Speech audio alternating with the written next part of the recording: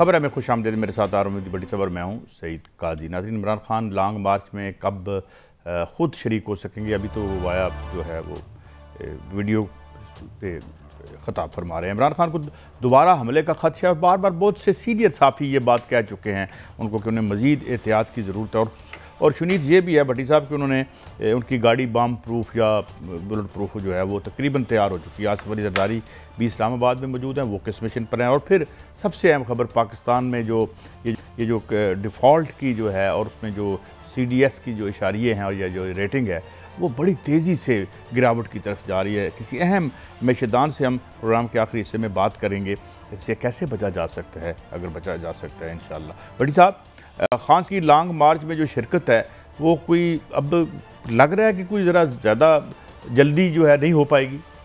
बिस्मिल्लाहिर्रहमानिर्रहीम। कायद साहब, मेरा ज़ाती ख्याल है कि इमरान खान साहब अब बहुत ज़्यादा पड़ाव इस्लामाबाद नहीं डालेंगे। आज उनकी जो सीनियर रहनुमाओं से मुलाकात हुई तो उनकी शिरकत भी डॉक्टर साहब की मशावरत से मशरूत कर दी गई है। अगर उनके डॉक्टर जो मालिज हैं वो देख रहे हैं, अगर उन्होंने समझा कि ये टांग पर वजन डाल सकते हैं, खड़े हो सकते हैं, तो तब डेट देंगे। हफ्ते को गालबन डेट देंगे। मेरी अपनी ज़ाती ख्याल है कि इमरान खान साहब भी यही इंतज़ार कर रहे हैं कि आर्मी चीफ की तैनाती का फ़ैसला हो जाए। बल्कि आज जो इमरान खान साहब से मिल के आए हैं वो तो बहुत कॉन्फिडेंस है। वो क्या कहते हैं? वो कहते हैं कि इमरान खान साहब पूरे एतमाद है। वो कहते हैं कि बेशक मैं इनसे हर तौर पर दबाव रखूँगा कि ये इलेक्शन करवाएं, लेकिन हमारा फेवरेट आर्मी चीफ कोई नहीं है, ये आइन और कानून के मुताबिक होना चाहिए। तो जहाँ तक लॉन्ग मार्च का मेरा ख्याल है कि इमरान खान साहब पिंडी में जाएंगे, लेकिन अगर उनके डॉक्टर ने इजाज़त दी कि वो टांग पर वज़न डाल सकेंगे, इस सिलसिले में वो तंजीमी तमाम MP MNA से बात और तंजीमी अहदेदारों से इमरान खान खुद रब्ता कर रहे हैं कि मैक्सिमम लोग रावलपिंडी और इस्लामाबाद लाए जाए। तो 21 को सैटरडे को ऐलान करेंगे, मंगल या बुध पॉसिबिलिटी है। वो खुद नहीं अगर आएंगे तो मेरे ख्याल में क्राउड इतना नहीं होगा। यकीनन देखें, जो इमरान खान की अपनी फॉलोइंग है वो तो और किसी की नहीं है। उनके ना होने से अब भी अगर इमरान खान साहब उस लॉन्ग मार्च की क़यादत कर रहे होते तो अब से इस तादाद से कोई 8-10 गुना ज़्यादा लोग होते। इमरान खान की पर्सनैलिटी तो कोई नहीं बन सकता, लेकिन अगर जो तक आपने वो बुलेट प्रूफ कंटेनर तैयार मुकम्मल कर लिया गया, किया जा रहा है, उसमें थोड़ा सा होगा, लेकिन ये इमरान खान बहुत संजीदगी से मशावरत कर रहे हैं। एक आपने उन्होंने खुद कहा मुझे फिर ख़तरा है, मेरे पर हमला हो सकता है। देखिए, पाकिस्तान के जो माशी और सियासी हालात हैं ना, मुल्क इस चीज़ का मुकम्मल कादी सब नहीं हो सकता कि किसी भी सूरत पे किसी इतने बड़ा लीडर जो इस वक्त पाकिस्तान का मकबूल तरीन लीडर हो, जिसकी 80-70% जो खुदा ना खास्ता उस पर हमला किया जाए। ऑलरेडी वो इस चीज़ से भी मुतमिन नहीं है कि उनकी FIR दर्ज नहीं हो रही, जबकि उनके करीबी हलकों ने उन्हें बताया कि मौजूदा JITB जिस पर इमरान खान सब शुबा जाहिर कर रहे हैं कि खदशा है कि इन लोगों ने ये किया होगा, उन तक भी पहुँच नहीं पा रही। तो इमरान खान ने मेरा ख्याल है लॉन्ग मार्च, अब वो जो धरने वाला था ना कि 7-8 दिन, शायद वो ना हो, लेकिन हतमी फैसला इमरान खान डॉक्टर साहब की राय से। तो सिचुएशन रोज़ाना बदल रही है, मगर आज इमरान खान साहब ने कुछ गुफ्तगू की है, उस पर कुछ हिस्सा सुनाते हैं आपको छोटा सा। खान साहब यही बात कर रहे हैं, खान साहब भी, कि वो जो है एक तो वो अपनी मैथ्स और फॉलोइंग की बात कर रहे हैं, और दूसरा वो कहते हैं कि ये जो उनके मुताबिक जो है ये लोग जो हैं वो दुरुस्त नहीं हैं और वो जराइम पेश आए इनके ख्याल में, तो वो उन्हें हटा सकते हैं। सब तमाम जमातें एक दूसरे पर करप्शन के इल्ज़ाम लगाती हैं, इसमें तो दो राय है ही कोई नहीं। कोई ऐसी जमात नहीं है जो दूसरी लीडरशिप करे। लेकिन इमरान खान को मौजूदा जब से ये रजीम चेंज मैटर हुआ है, देखें, उन्हें नाहल कराया गया, फॉरेन फंडिंग कराने की कोशिश की गई, करा लिया गया, दर्जनों मुकदमा दर्ज कर दिए गए, रोज़ाना वो अदालतों में जाते हैं। यहाँ तक कि वज़ीराबाद में वो इमरान खान के मुताबिक शूटर ने उन पर फायरिंग की, 2 जगह से फायरिंग हुई, और गैर जानबदार हल्के भी इसको 2 जगह से फायरिंग करार दे रहे हैं। ऐसे में उनकी अवाम में मकबूलियत में इजाफा होता जा रहा, बदतदरीज के नीचे आए। और हुकूमत मेरी अपनी राय में इमरान खान के साथ सियासी मैदान की बजाय टेक्निकल तौर पर उनकी जान को ख़तरा भी है, ये कड़वा सच है, गैर जानिबदार हल्के खुद कह रहे हैं। और इमरान खान साहब को पाकिस्तान के अदारों ने भी आगाह किया है कि आपकी ज़िंदगी को बहुत ज़्यादा ख़तरा है।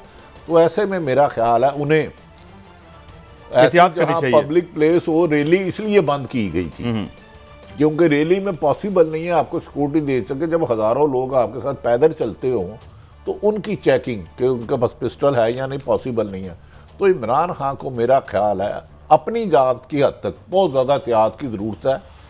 अगर बेनज़ीर के शहीद के आज तक कातिल नहीं मिल सके, लियाकत अली खां के नहीं मिल सके, तो अल्लाह ना करे, खुदा ना खास्ता इनको खदशा हो जाए, उन्होंने अपने घर भी अपने पैसों से बुलेट प्रूफ शीशे भी लगाए हैं। तो इमरान खान की ज़िंदगी को थ्रेट तो है क्योंकि सियासी मुखालफिन उनके 13 जमातें आपके दोस्त ज़िमनी इलेक्शन भी हार चुके।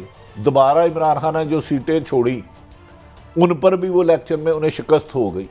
इमरान खान जिस जगह जाते हैं अपने ही जलसे का रिकॉर्ड तोड़ देते हैं।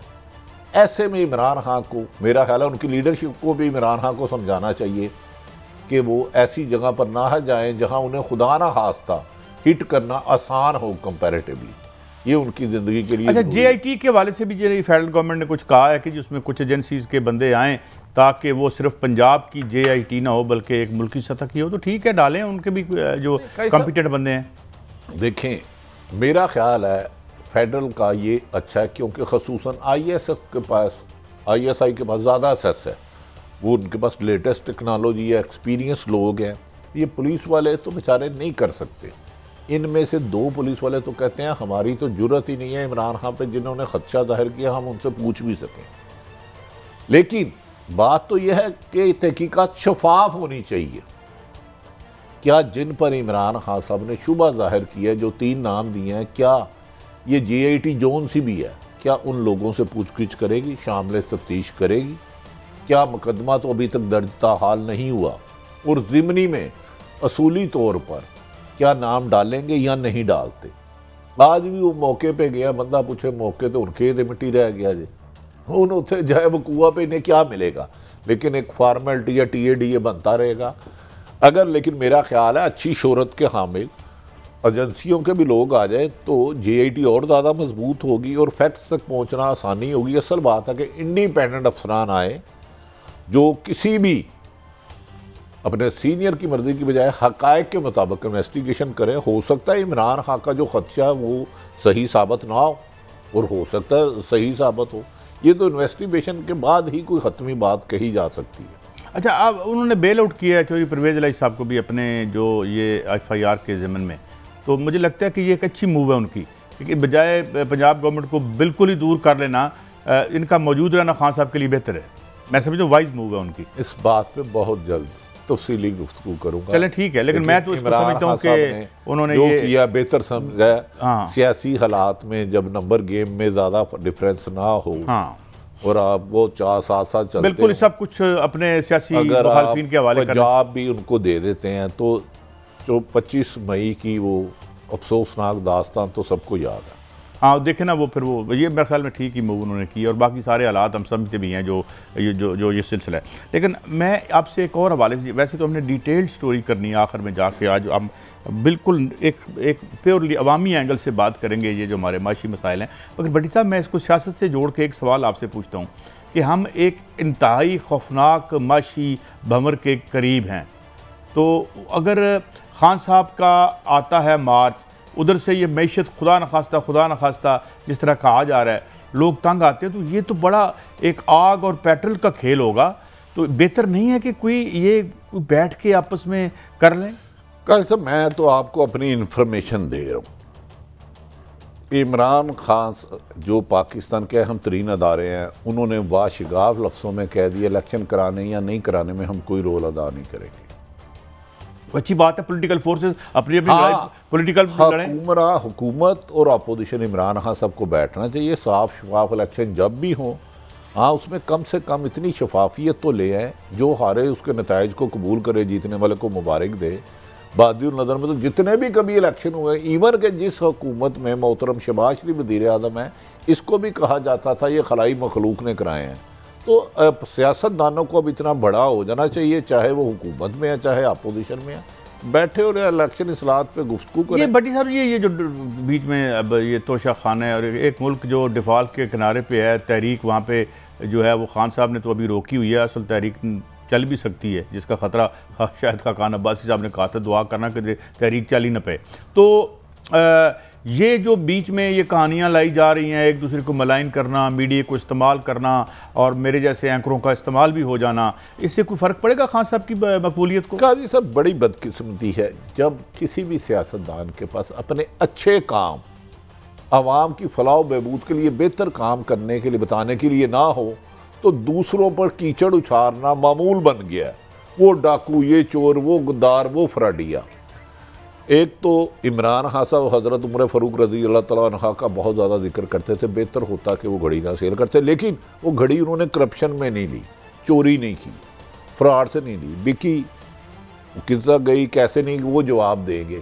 लेकिन मुझे समझ आ रही है इशू जो उठा रही है मौजूदा हुकूमत, इन्होंने तो अरबों रुपए के तोशाखाना से खुद गिफ्ट लिए हुए हैं।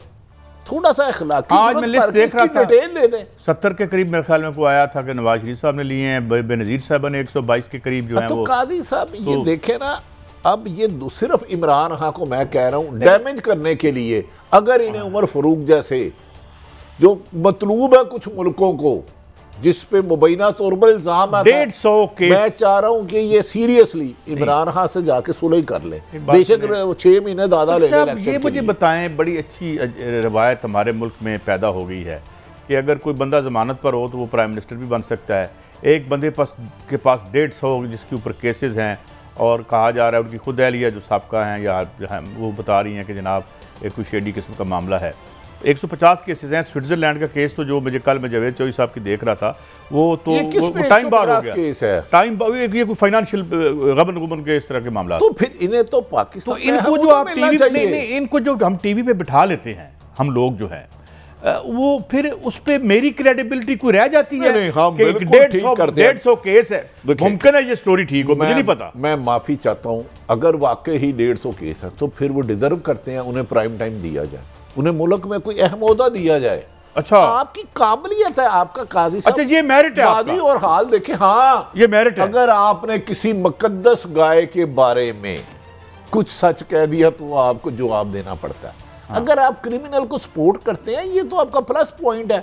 तो मेरा ख्याल है कि मौजूदा हुक्मरान को, ये उमर फारूक साहब के पास, अगर आप कह रहे हैं 150 केस है, मुझे प्रोड्यूसर ने तो इन्हें पाकिस्तान में कोई अहम जिम्मेदारी देनी चाहिए और ये डिजर्व करते हैं, क्योंकि इस मुल्क में सच कहोगे तो अरशद शरीफ की वालदा। अच्छा, एक आध मुल्क में इनकी नेशनैलिटी खत्म हुई है, यूरोप के बहुत से मुल्कों में ये नॉर्वे में जा नहीं सकते। कुछ भाई भी इनके मतलब कोई बता रहे थे जावेद चौधरी साहब के, ये कोई अंदर बाहर ही हैं और जो है मौसूफ का कोई धंधा इसी किस्म का है जो कहा जा रहा है। कादी साहब, हम लोगों को कोट करें, हम खुद अगर कोई कैश पेमेंट लेता है और इतनी बड़ी अरबों रुपए की या करोड़ों रुपए की जितनी भी है, ये कोई 2 नंबर ही बंदा लेगा ना। बाकी अदरवाइज तो आप जेन्युइन दुकान पे जाओगे और पैसे लोगे। एक बकौल इनके जो कहते हैं 1.5 अरब की चीज़ है, मैंने 250 करोड़ में खरीदी है, कहते हैं ना चोरां दा माल डांगा दे गज।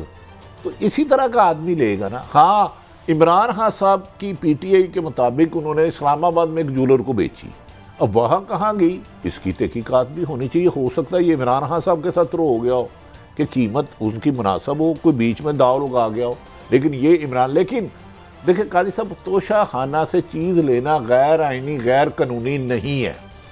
आप प्राइम मिनिस्टर है, आप वजीर है, आप जाते हैं, एक मुकर्रर रकम की गई है, इतने पैसे इनको दो। वो एक अलग इशू है कि शायद इमरान खान साहब कि उनके पीपल्स पार्टी और नून लीग की क़यादत से मुख्तलिफ है, उन्हें शायद ये मेरे भी ख्याल में मियां साहब से भी पूछा गया था ना, तो वो जवाब ही नहीं दिया, बल्कि उस पे इसको पब्लिक करने पे भी पाबंदी शायद लगा दी गई थी कि ये मुल्की मफाद में नहीं है ये चीज़ें बताना कि मैं केड़ा अपना तोहफा लै के दाएं बाएं हो गया, ये मुल्की मफाद में नहीं है। सब आप साहिब इल्म है मुझसे ज़्यादा, इसमें अगर कोई बात चाहिए, ज़्यादा मिडल ईस्ट वाले लोग कीमती तोहफ़े देते हैं। अगर किसी ने 5 करोड़ की चीज़ दे दी, 10 घड़ी दे दी, टाई दे दी, कुछ भी दे दिया, उसका मुल्की मफाद में लोगों को बताना क्या है? कोई एटमी राज बता रहे हैं आप? और गिफ्ट आपको मिला है, आपको नहीं मिला, वज़ीर आज़म पाकिस्तान को मिला या किसी वज़ीर को मिला है या किसी सरकारी ओहदेदार को मिलता है, ये आपकी ज़ाती दोस्तियाँ नहीं है। बाज़ औक़ात ना हमारे ज़ाती मफाद जो होते हैं उन्हें हम कौमी मफाद कह देते हैं। नहीं भाई साहब, ये कैसे बता, मुझे थोड़ा सा कन्विंस करे ना। जैसे वो जो शौकत तरीन कौन से रहे हैं, वो पता नहीं 150-200 ले गए हैं। शौकत तरीन नहीं, शौकत जो थे प्राइम मिनिस्टर थे परवेज मुशर्रफ के साथ, शौकत अजीज साहब, वो सुना है 1125 इससे ज्यादा ले गए हैं। तो उसमें खुदा ना खास्ता पाकिस्तान की सलामती को क्या खतरा है? अच्छा देखना, तुम्हें मिले ये मौजा भी तो कहीं नहीं हो सकता कि वो उधर से सिटी बैंक से उठे और उठ के इधर प्राइम मिनिस्टर की सीट पे बैठ गए, इधर से उठे तो दोबारा गालिबन सिटी बैंक सिटी क्या था, सिटी बैंक चले गए, अमेरिका का एक बैंक। तो काजी साहब, मेरा ख्याल है कि मौजूदा हुक्मरान अब ज्यादा इमरान खान को डैमेज करने के लिए इस किस्म की प्रेस डैमेज हो जाएंगे इस तरह से। नहीं देखिए, मैं तो पब्लिक पल्स की बात कर रहा हूँ ना, इस तरह नहीं होगा। इमरान खान को अगर इन्होंने डैमेज करना है तो अपने किए हुए वादे करें। पेट्रोल इमरान खान के दौर से कम कीमत पे लाएं, बिजली के नरा कम करें, रोजमर्रा की अशिया कम करें, डॉलर कम लाएं, इंडस्ट्री चलाएं, एक्सपोर्ट बढ़ाएं, आवाम को सहूलतें दें, तालीम और सेहत को फोकस करें। भट्टी साहब, इन्होंने 77 से ये जो मॉडल लाए हैं जिसने आज हमें डिफ़ॉल्ट के किनारे ले आया है, बेसिकली 77 में के बाद यहाँ की पॉलिसी शिफ्ट हुई थी। जुल्फ़िकार अली भुट्टो को बिला वजह में लाइन किया जाता है, तो इन्होंने न्यू लिबरल इकनॉमिक प्रोजेक्ट में हमें डाला और उसके बाद हम आहिस्ता आहिस्ता इकॉनमी लिक्विडेट होती गई, फिर कंज्यूमर सोसाइटी बनाई, फिर डी इंडस्ट्रियलाइजेशन की, फिर वापटा जैसा आला इदारा टके के भाव बेच के बर्बाद कर दिया। पीटीसी इस पूरे एशिया का बेहतरीन था, हमारा जो टेलीफोन का था, औने पौने में बेच के परे मारा और मजदूरों की हड़ताल के लिए जो है सिक्योरिटी फोर्सेज बुला के पीपल्स पार्टी के दौर में बेचा गया और उनके चकमा क्या दिया गया कि हम आपको मालकाना हकूक देंगे। हाथ में 2-2 शेयर बढ़ा दिए। तो आईपी भी किस दौर में हुआ था? 92 में ये जरदारी साहब ने शुरू किया और उसके बाद मैं बता रहा हूँ ना कि इन्होंने क्या किया कि जो इस मुल्क के असासे थे, लूट सेल लगा दी, लगता था लंडा बाजार है, और आज उसके नतीजे में ये हुआ। और फिर इस पे जलती पे तेल का काम किसने किया वो भी बता दूं। शौकत अजीज आता है और वो है मुलाजिम उधर का, उसका गालबन जो पासपोर्ट है वो भी उधर का ही होगा। अच्छा, वो आके क्या करते हैं कि आके first regime of IMF reforms, second regime of IF reforms करते हैं, टैरिफ नीचे गिराते हैं, पाकिस्तान की वसूलियों को खौफनाक धचका लगा के रुखसत हो जाते हैं और जाली सी इकनॉमिक और पैसे रुपए की जगह डॉलर में कन्वर्ट कर देते हैं मोहतरम। अच्छा, वो मुशर्रफ के दौर में हुआ। मुशर्रफ ये वज़ीर। अच्छा, अब मुझे ये बताएं कि जो ये डिफॉल्ट तक पाकिस्तान को ले आए हैं, घड़ी बड़ी नापसंद आ रही है उनको। फर्क की घड़ी बहुत बड़ा, पौने घंटे थी। मेरा भाई मुसद्दक बड़े बड़े प्यारे, मैं बड़ा उनका फैन हूँ, हैं वो लगे रहे हैं, रगड़ा लगा रहे थे। अच्छा, मैं बताऊँ, हालांकि मुसद्दक मलक नून लीग के अच्छे रहनुमाओं में से आते हैं, लेकिन अब क्या करें, पार्टी पॉलिसी है कि आपने अपने लीडर को डिफेंड करना है। अब तो बदनसीबी देखें, सितम ज़रीफ़ी देखें, साफत का जनादा निकलता देखें कि पॉलिटिशियन जैसे उनके वर्कर और रहनुमा उनकी करप्शन को डिफेंड करते हैं, साफी भी हमें डिफेंड करें। आप पैसे देते हो महीने के। मेरे और आपके सीखने के लिए कुछ चीज़ें आप ही प्लीज़ एक गाइडलाइन बनाएं। आज के बाद हमारे टीवी पे कोई बंदा नहीं आएगा जिस पे 150 से कम पर्चे हों, प्लीज़ यार। आप सीखते ही नहीं भट्टी साहब। भाई आगे वही आ रहे हैं हमारे पल्ले, क्या टग्या वे टग्या तेन चोर लै चले, उन्हें कहा चौधरियों को भी पट्ठे खाने था, चोरों को भी पट्ठे खाने। अच्छा, ये जरदारी साहब भी इस्लामाबाद में हैं और आपने थोड़ी सी मुझे खबर दी थी कि बाद फैसलों के हवाले से उनके तहफ़्फ़ुज़ात हैं, बड़े फैसलों के हवाले से उनके तहफ़्फ़ुज़ात हैं, क्योंकि उनका ये कहना था कि ये हुकूमत तो गिराने में मेरा मेन किरदार उनका था और तो कोई मान नहीं रहा था, और अब मेन फैसलों में जो है वो उनको शामिल नहीं किया जाता है। साहब बज़ाहिर वो चेयरमैन नवाज खोखर ने नहीं, अहम तैनाती के हवाले से जो आसफ अली जरदारी सबसे वादा किया गया था वो बहुत ज़्यादा नाला है। लेकिन जरदारी साहब की 55 सीटें हैं, 55-60 जितनी भी हैं, तो वो अगर विड्रा कर लें तो मुंह के बल तो। काजी साहब सख्त नाला हैं, और जो जरदारी साहब चाहते हैं वो कुछ ताकतवर हल्के, कुछ ताकतवर हल्कों का कुछ हिस्सा भी वो चाहता है, उस पर नवाज शरीफ से नाला है। जरदारी साहब शहबाज शरीफ से नाला है कि जब अदम एतमाद था आप तो लाना नहीं चाहते थे, मैंने आपको MQM और बाप पार्टी लेके दी। सिंध हाउस में जो कुछ भी हुआ आपको याद होगा, वो मेमोरी आपकी बड़े शफाफ तरीके से हुआ, शफाफ तरीके से। तो ये तो बात के हक में नहीं थे। अब इतनी बड़ी तैनाती में अगर जरदारी साहब को क्रॉस करो तो जरदारी साहब बच्चे तो नहीं है, वो जानते हैं इस मुल्क में सदाबहार कौन सी जमात है, वो ही नो बेटर, मुझे से और आपसे बहुत बेहतर जानते हैं। तो कादी साहब अब नवाज शहबाज शरीफ को भी अपनी मर्जी की तैनाती करने में सख्त मुश्किलात का सामना है और उन्होंने वार्निंग दे दी है कि याद रख लें, अगर हमारे बच्चे ना खेले तो ग्राउंड आपके पास भी नहीं रहेगी। अब बस इससे ज़्यादा आगे नो मोर, बाकी सा प्रोग्राम के बाद बात करेंगे। नहीं ठीक है, आप तो बात तो आपने कर ही दी है। नहीं मैं कोई नहीं की थी, पागल मैं नहीं, ठीक है, हमने सुनी नहीं है। लेकिन ये है कि इसका मतलब है कि वहाँ पे कोई सरप्राइज दे सकते हैं जरदारी साहब। देखें बहुत ज़्यादा चांसेस हैं कि मिल बैठे, क्योंकि इमरान खान साहब इक़्तिदार में आते हैं उसके खौफ की वजह से इकट्ठे, इसके खौफ की वजह से तेरा इकट्ठे हैं, एक दूसरे की मोहब्बत में नहीं, एक दूसरे के खलूस में नहीं, एक दूसरे का सियासी मंशूर एक नहीं है, अलग अलग इलेक्शन लड़ने हैं, ज़िमनी इलेक्शन इकट्ठे लड़ के शिकस्त कर ली, अकेले अकेले कैसे मुकाबला करेंगे इमरान खान साहब का? फैक्ट्स पे भी तो जाए ना काजी साहब, कर सकते हैं डू यू थिंक मुकाबला ये इमरान खान का? KPK में इलेक्शन हुआ, खुरम एजेंसी में हुआ, उड़ा के रख दिया उसने, आखिरी खुरम एजेंसी में हुआ, लाहौर में हुआ, उड़ा के रख दिया। ओ भाई 35 में से 29 सीटें इमरान खान जीत रहा है। वोट सारा वोट बैंक लुटिया गया भट्टी साहब। भाई इन्होंने घट मुल्क ਨੂੰ लुटिया, जो वोट बैंक लुटिया गया तो कादी साहब ਤੁਹਾਨੂੰ बड़ा अफसोस है इन्हों के वोट बैंक का, तो ਜਿਹੜਾ मेरा मुल्क 72 साल तो लुट रहे हो, असी तो सच नहीं भट्टी साहब ये सारा डिफॉल्ट घड़ी की वजह से हुआ है। अच्छा, शेख रशीद साहब ने कुछ फरमाया है, वो भी आपको सुनाते हैं। आज मेरे पास ट्वीट की कापियाँ मौजूद हैं। हजूर, रात के अंधेरे में हंगामी कैबिनेट बुलाई जाती है और रात के अंधेरे में ही मनसूख कर दी जाती है। इनकी ख्वाहिशें खबरें नहीं बन सकती। आज जरदारी भी साजिश में कमेटी डालने के लिए इस्लामाबाद पहुँच गए। हुकूमत सियासी फायरबाल से खेल रही है। जितना सियासी गंद पड़ गया है 10 से 15 रोज़ में साफ हो जाएगा। जी भट्टी साहब, अहम तब्दीली करना चाहते हैं, उसी पर आसफ अली जरदारी साहब और शहबाज शरीफ और नवाज शरीफ में 2 दिन से सर्द मोहरी जंग चल रही है।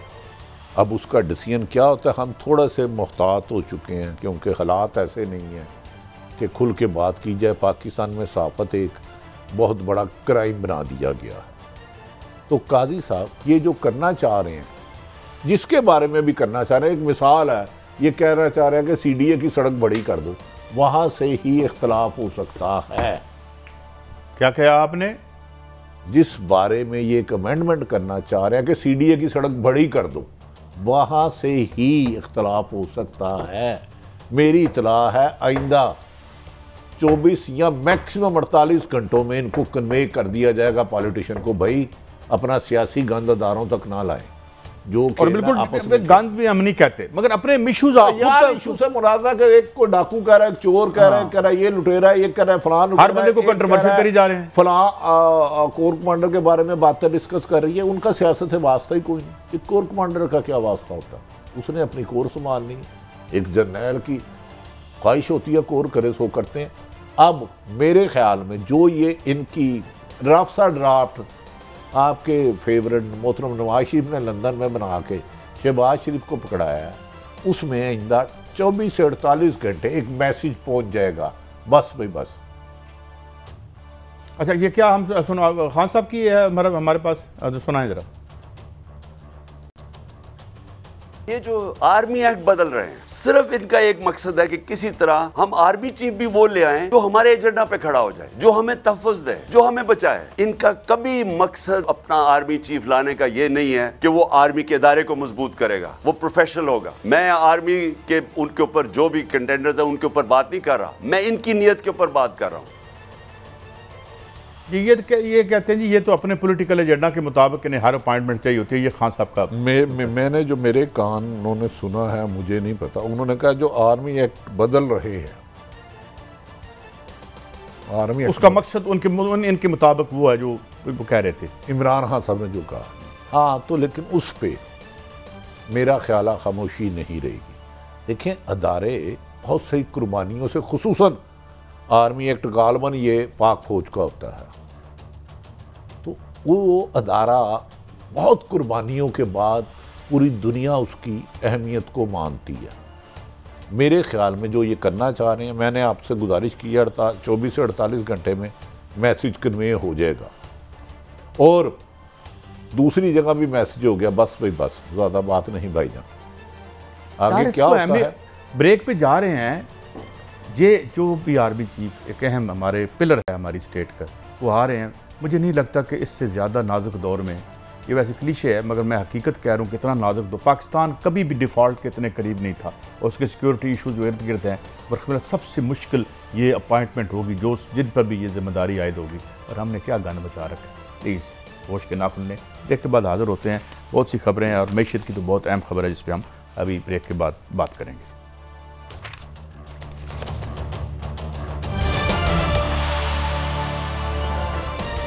वेलकम बैक नाज़रीन, हमने अर्ज़ किया था कि आज हम आधा प्रोग्राम जो है वो डिवोट करेंगे मैशियत के हवाले से, और इंतहाई अहम और आला दिमाग मैशियत के हवाले से जिनकी उम्र गुजर गई इसी दश्त में, जनाब डॉक्टर हफीज़ पाशा साहब ने हमें ज्वाइन किया। डॉक्टर साहब thank you very much. Doctor साहब अभी ब्रेक में इनफॉर्मल जो हमारी गुफ्तगू हो रही थी, इससे हवाले से मैंने सवाल में थोड़ा पहले सवाल में रद्दोबदल किया है। आपने हमें बताया कि यानी 4 चीज़ें और 4 चीज़ें ऐसी हैं कि हमने आज जो उसकी हेडलाइन रखी है कि कैसे बच सकते हैं हम डिफ़ॉल्ट से इमीडिएटली, हमें क्या करना चाहिए, और वो कौन से 4 नुक्ते हैं जो मुझे आप बताने वाले थे। जी डॉक्टर साहब।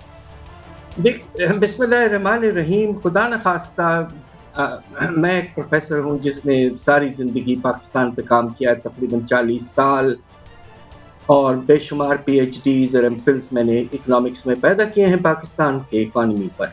जी, अल्लाह के फजल से हमने जो देखा है कि पाकिस्तान आज जिस हाल में है, मेरी गुजारिश ये है कि शायद ये हमारी तारीख का सबसे मुश्किल वक्त है। और उसकी क्या वजूहत है? सबसे पहली वजह तो ये है कि पिछले साल के एंड तक हमारे माशी और फाइनेंशियल हालात काफ़ी ख़राब हो चुके थे, और आज आप देखिए कि आज का जो फिगर आया है रिजर्व्स का, स्टेट बैंक ने जो फिगर दिया है, सिर्फ आपके पास $8 अरब है, और सालाना आपको ज़रूरत है बाहर से एक्सटर्नल फाइनेंसिंग यानी कि पैसा पाकिस्तान में आना 34 अरब चाहिए। आपके पास रिजर्व कवर सिर्फ $8 मिलियन। तो एक तो ये मसला है, कुछ अरसे से ये चल रहा है, फाइनेंशियल हालात ख़राब होते गए हैं। दूसरी तरफ इस बात का बड़ा अफसोस है कि इस साल एक सबसे नुकसानदेह सैलाब पाकिस्तान में आया है। इसने बेशुमार नुकसानात इसके नतीजे में हुए हैं। अंदाज़ा यह है कि 30 से 32 अरब डॉलर का नुकसान पाकिस्तान को हुआ है। तीसरी वजह यह है कि सारी दुनिया में इस वक्त एक बड़ा रिसेशन की तरफ रुझान हो रहा है, और इसकी बहुत बड़ी वजह यकीनन रशिया यूक्रेन वॉर का नतीजा है।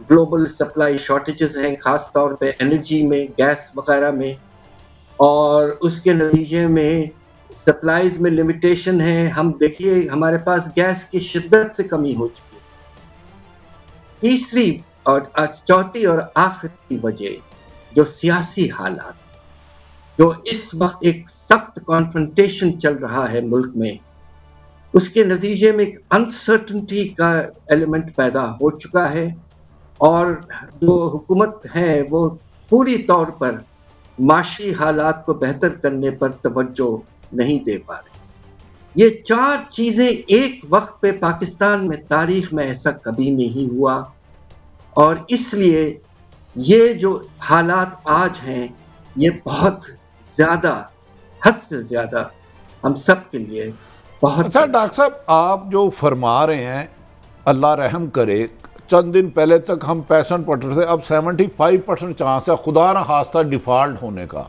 अगर डिफ़ॉल्ट होते हैं तो उस सूरत में क्या होगा?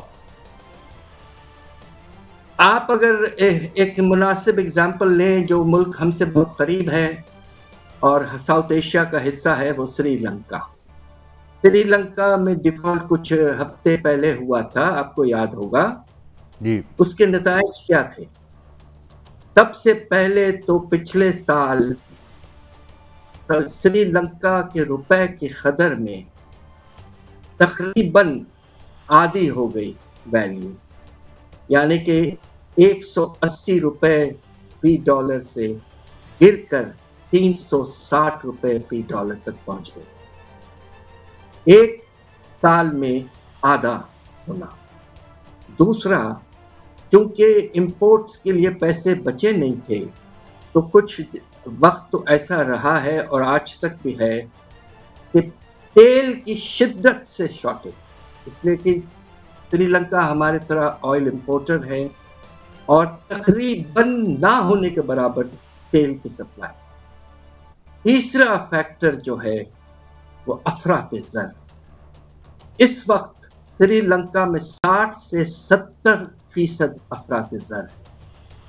और चौथा फैक्टर ये है कि खाने पीने की अशिया जो है शिद्दत से उनमें कमी हो गई। ये है आपका खुदा न खास्ता एक ऐसे हालात में पहुंचने का जब दिवालिया हो जाता है।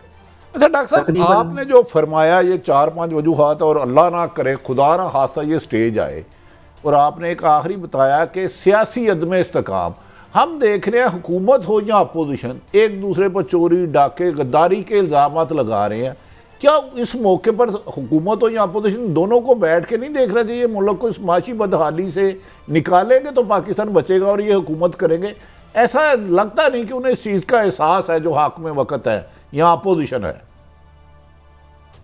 दरअसल देखिए, बात यह है कि पाकिस्तान की तारीख में हमने एक मर्तबा ऐसा होता हुआ देखा और उससे हम बहुत मुतमईन हुए। आपको याद होगा 2015-16 में जब आर्मी पब्लिक स्कूल पर टेररिस्ट अटैक हुआ, उसके बाद में सारी जो आपकी लीडरशिप है सियासी और गैर सियासी बैठे और एक स्ट्रॉन्ग नेशनल एक्शन प्लान बनाया और आर्मी ने ज़र्ब-ए-अज़्ब इम्प्लीमेंट किया बेहतरीन तरीके से।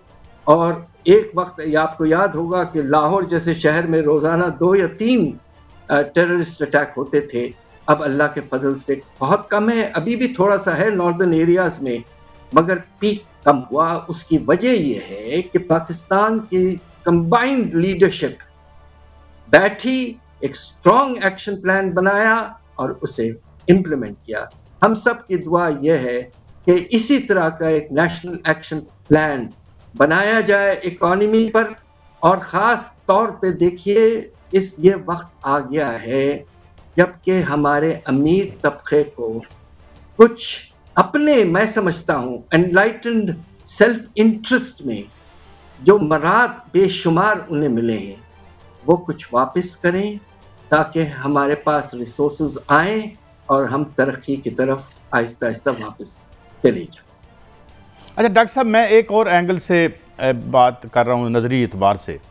हमने देखा कि एक राय है आजकल बड़ी मजबूत होती जा रही है कि ये जो मार्केट फंडामेंटलिज्म था, ये जो न्यू लिबरल इकनॉमिक प्रोजेक्ट था, इसने सारे इन इकनॉमिक स्ट्रक्चर्स को, ना हमारे यहाँ उधर भी 2008 के रिसेशन में भी सिर्फ डॉलर छापे जा रहे थे, अब भी उन्होंने 6 ट्रिलियन डॉलर के छापे। उनकी ये हालत है जिनकी रिजर्व करेंसी है। तो आप ये नहीं समझते कि हमें सीरियसली रीविज़िट करना चाहिए और जो निज़ामाती तब्दीली की बात करनी चाहिए? जो प्राइवेटाइजेशन हमने वापडा की पीटीसी की बेड़े गर्क हो गए। जो हमने IMF की रिफॉर्म्स की, first regime, second regime, Shaukat Aziz, वो हमें ले बैठी। तो शुडंट वी रीविज़िट देम?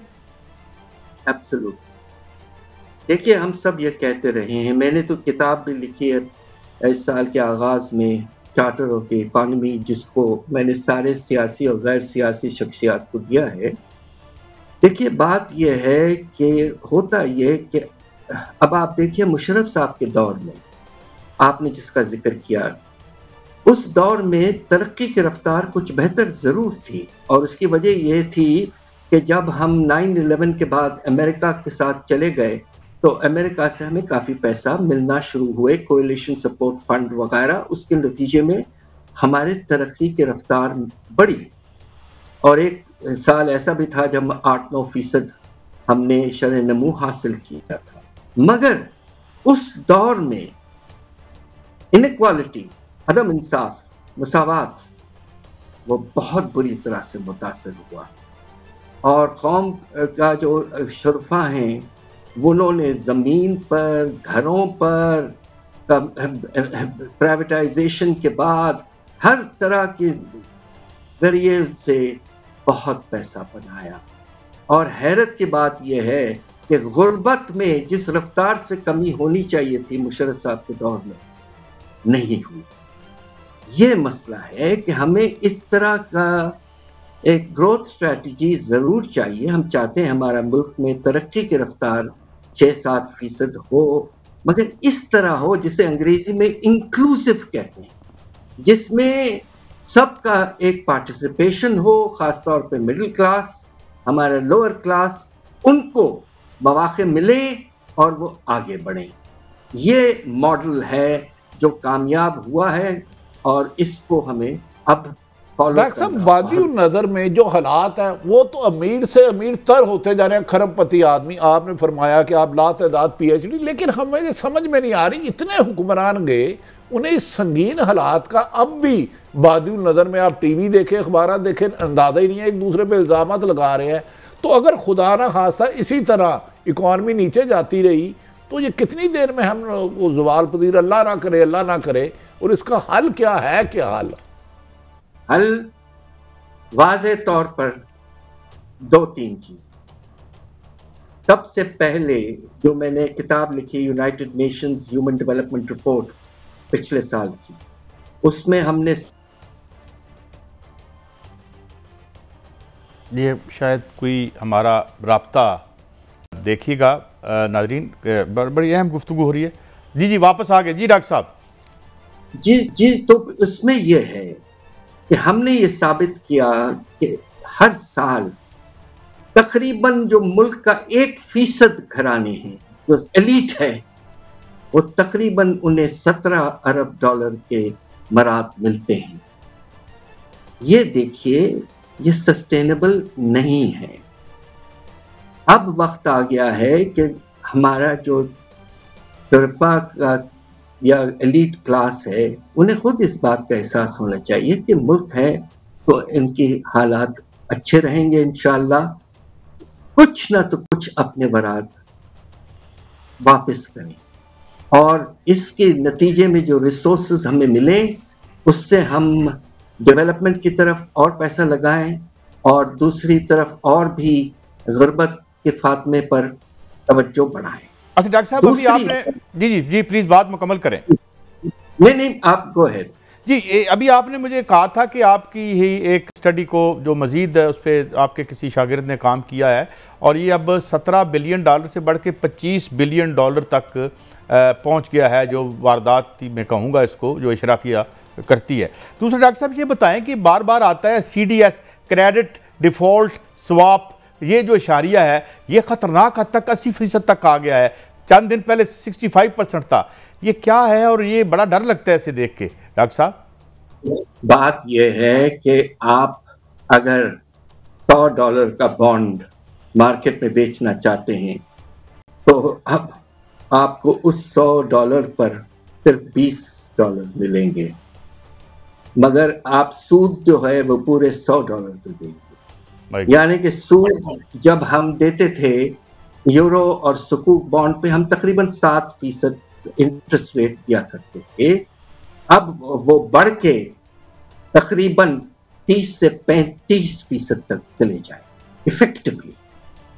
ये हद से ज्यादा कीमती है और मेरा नहीं ख्याल है कि पाकिस्तान अब कोई बॉन्ड फ्लोट कर पाएगा।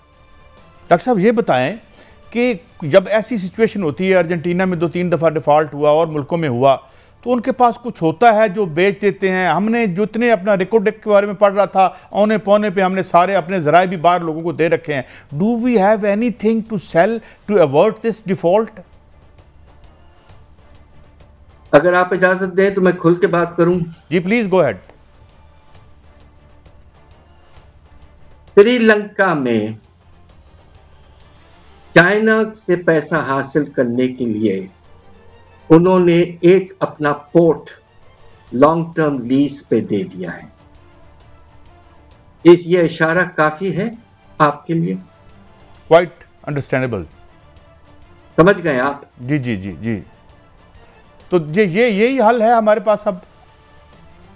एक ये है, दूसरा आपका जो मेन रेलवे लाइन ML1 जो प्रोजेक्ट है उस पे भी अगर आप डॉक्टर साहब लीज दे दें। मुझे एक खबर मिली थी, प्लीज आप मुझे बताइएगा, कुछ अर्सा पहले, आपकी तरह नाम नहीं लेता उनका इजाजत के बगैर, उन्होंने कहा था कि चाइना ने कहा था कि we will take care of your debt, उस वक्त 100 बिलियन के करीब था, तो वो कहते थे कि ये हमें हवाई रूट, रेलवे और इस तरह की कुछ चीजें मांग रहे थे। वाज देयर एनी इस तरह की कुछ सजेशन थी डॉक्टर साहब?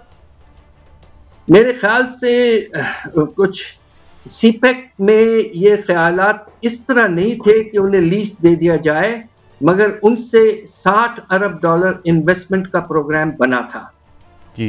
अभी तक उसमें से 25 से 30 अरब डॉलर लगे हैं और माशाल्लाह चाइना ने इलेक्ट्रिसिटी की जनरेशन पर तकरीबन 8 से 10 हज़ार मेगावाट कैपेसिटी लगाई है और ज्यादातर वो कोल बेस्ड। और उसके बाद में पिछले 2-3 साल से सीपेक में जो मोमेंटम था वो खत्म हो गया और पिछले साल तो तकरीबन चाइना ने कोई पैसा सीपेक में नहीं लगाया और ये भी बड़ी अफसोस की बात थी कि जो प्रोजेक्ट्स होने थे वो रुक गए। डॉक्टर साहब कोई तो जिम्मेदार होगा, एक प्रोजेक्ट चल पड़े थे वो 2-3 साल से नहीं चल रहे, इसकी कुछ लोगों की अशराफिया की गलती का मुआवजा तो पूरी 22 करोड़ आवाम को करना पड़ा। ये दौलत की जो तकसीम का ये तो बिल्कुल वाज़ेह है कि 1 अरब हाँ पति है और एक आदमी बुनियादी हकूक से भी नहीं है। तो डू यू थिंक ये तो वक्त बहुत को बुरा लग रहा है, खुदा ना हादसा अगर ये ना संभले तो, जिस तरह आपने कहा जैसे वो पेशावर अटैक हुआ था, सारे ना बैठे और इकॉनमी निज़ाम के लिए ना बनाई, तो वो वक्त तो बुरा लग रहा है करीब। देखिए मुझे अफसोस से कहना पड़ता है कि हमारे मुल्क में होता यह है कि जब क्राइसिस हो जाता है उसके बाद में कुछ एक्शन होता है, क्राइसिस को प्रिवेंट करने की कोशिश नहीं की जाती। अब टेररिज्म में भी बेशुमार रोजाना, आपको पता है एक साल ऐसा गुजरा है कि जब 3000 टेररिस्ट अटैक हुए थे एक साल में। उसके बाद अल्लाह का शुक्र है कि बैठे और नेशनल एक्शन प्लान बनाकर इंप्लीमेंट किया, ज़रब-ए-अज़्ब पे आर्मी ने बड़ा अच्छा काम। अब सवाल ये पैदा होता है कि क्या हमें एज ए मुल्क अब बैठना है, डिफॉल्ट होना है, उसके नतायज देखने हैं और उसके बाद में शायद कुछ इकट्ठा होंगे।